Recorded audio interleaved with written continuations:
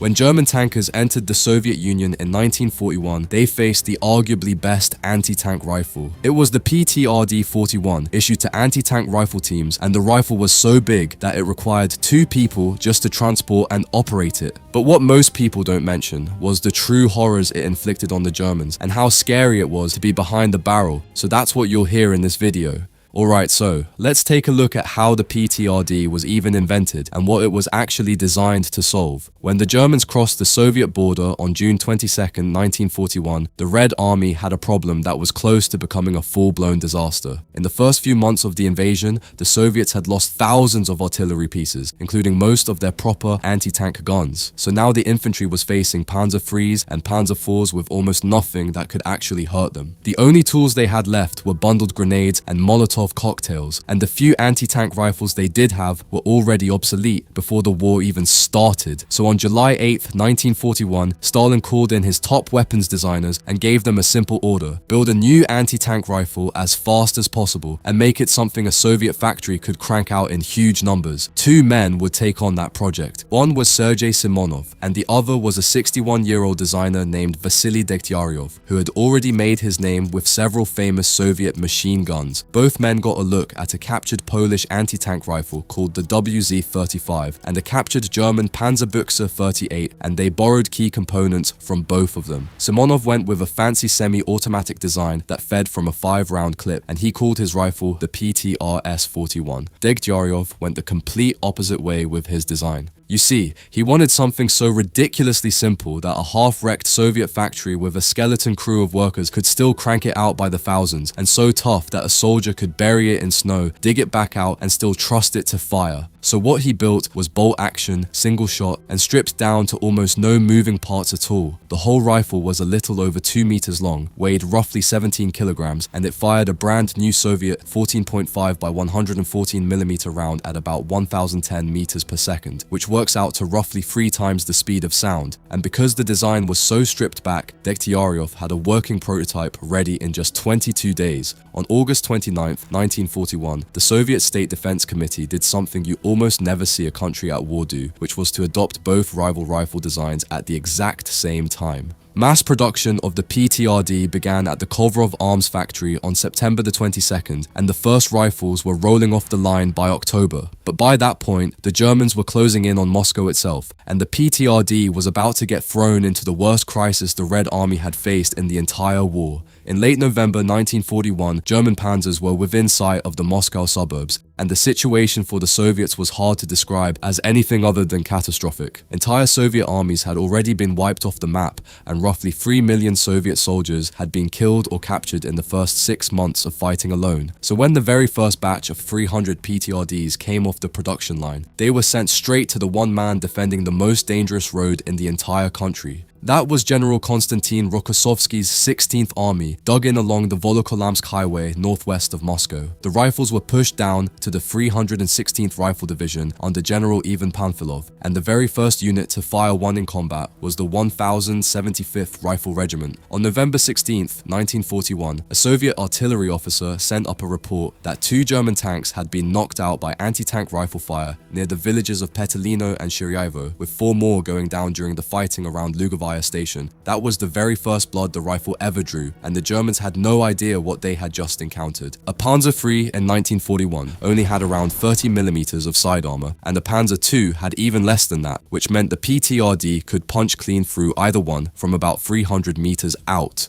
The rifle was so long and heavy that it took a 2-man team, one soldier carrying the rifle and the other carrying a satchel full of ammunition. These teams would dig into tree lines, drainage ditches, and snow drifts along every road the Germans had to roll down, wait for a column to appear, knock out the lead tank, and then sneak back into the forest before the return fire could find them. But the real horror for the Germans was what the enormous bullets did to them, because when a 14.5mm round punched through a steel plate, it sent a shower of molten metal shards ripping around the inside of the crew compartment at ridiculous speeds, and this nasty little effect had a name, which was spalling. German tankers started showing up at field hospitals with shrapnel wounds that the doctors could not explain because there had been no shell explosion anywhere near any of them. The Germans tried to adapt by buttoning their hatches earlier and driving with less visibility, but all that did was make them easier to ambush the next time around. Now, there is one famous story from this period that is worth a quick note before we move on. Soviet propaganda claimed that 28 men from Panfilov's division, armed with PTRDs and grenades, had stopped a column of 54 German tanks outside Moscow, and all died heroically in the process. Well, a post-war Soviet investigation actually found that the whole story had been invented by a newspaper reporter,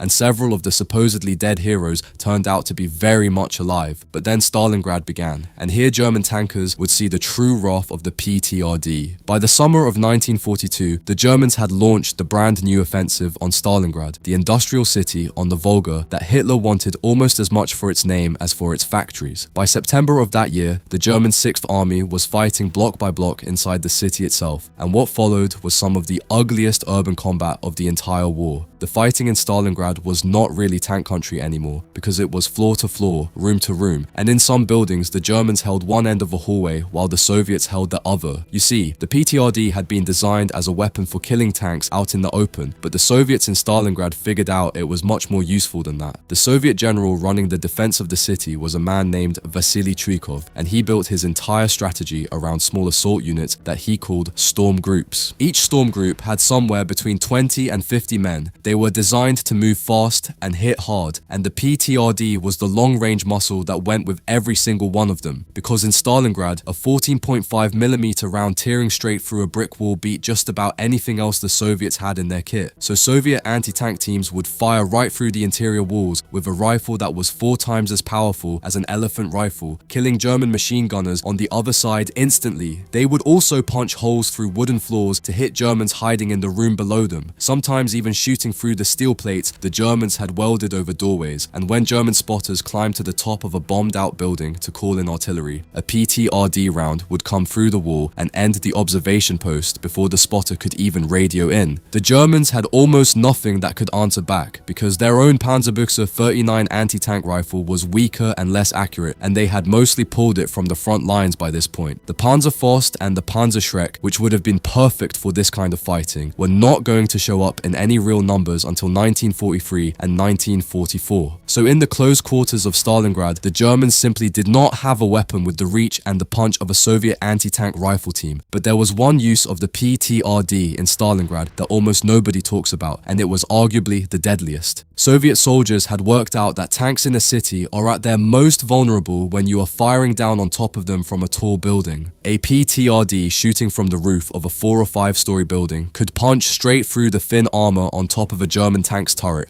where the plating was often as little as 15 to 20mm thick, and the German tank commander could not even fire back properly because his main gun simply could not elevate high enough to hit the top of the building. The most famous defensive position in all of Stalingrad, known as Pavlov's house, used this exact trick to brutal effect. Sergeant Yakov Pavlov and a small band of men held a 4-story apartment block for 58 days straight with anti-tank rifles mounted on the roof, picking off German tanks as they tried to cross the square in front of the building. By the time Stalingrad fell in February 1943, the PTRD had become one of the most feared infantry weapons on the Eastern Front, and roughly 400,000 of them had been built over the course of the war, ending up in the hands of regular infantry, naval marines, partisans, and even civilian militia units. And shortly after Stalingrad, it would be put to the test during the Battle of Kursk, the biggest tank battle ever. In July 1943, the Germans launched Operation Citadel, which was their attempt to pinch off a massive Soviet bulge in the lines, a salient roughly 150 miles wide, centered on the city of Kursk. And for this attack, the Germans brought out their newest and heaviest armor. The Tiger one had 100mm of frontal armor, the Panther had 80mm of angled frontal armor that made it even harder to crack, and the Ferdinand tank destroyer had an insane 200mm of steel across the front. Against any of these beasts from the front, the PTRD might as well have been throwing pebbles.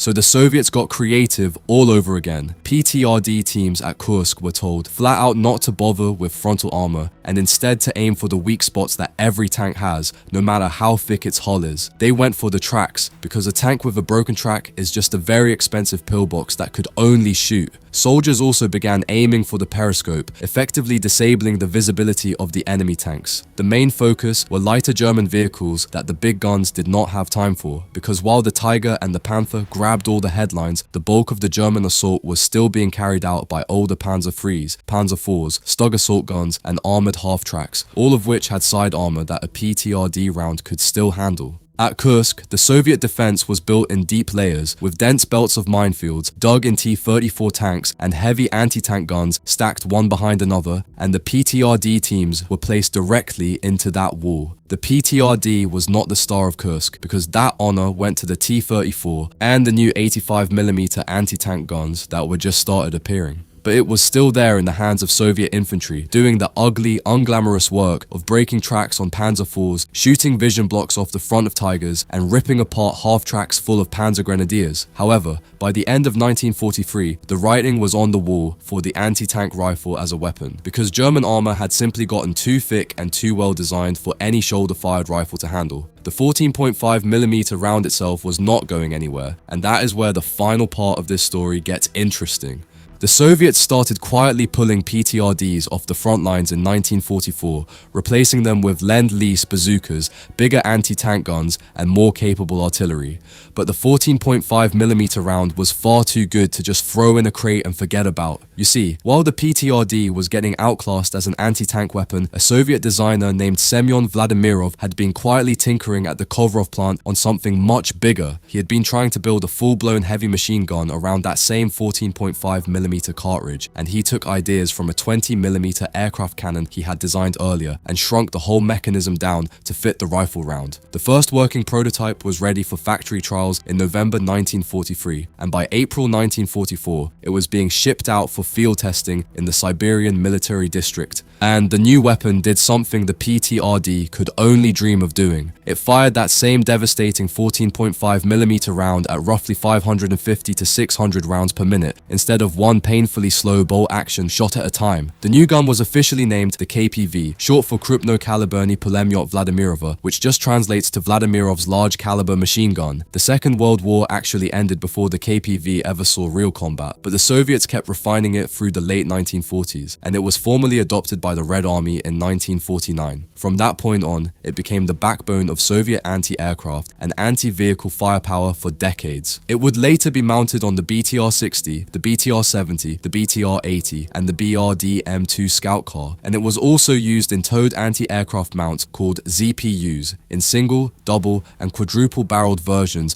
that could fill the sky with fire, and the 14.5mm round it fires delivers roughly twice the energy of an American .50 caliber bullet, which means it can still punch through the side armor of most modern light armored vehicles, over 80 years after it was first designed in a panicked Soviet factory in 1941. If you enjoyed the video, please consider liking and subscribing.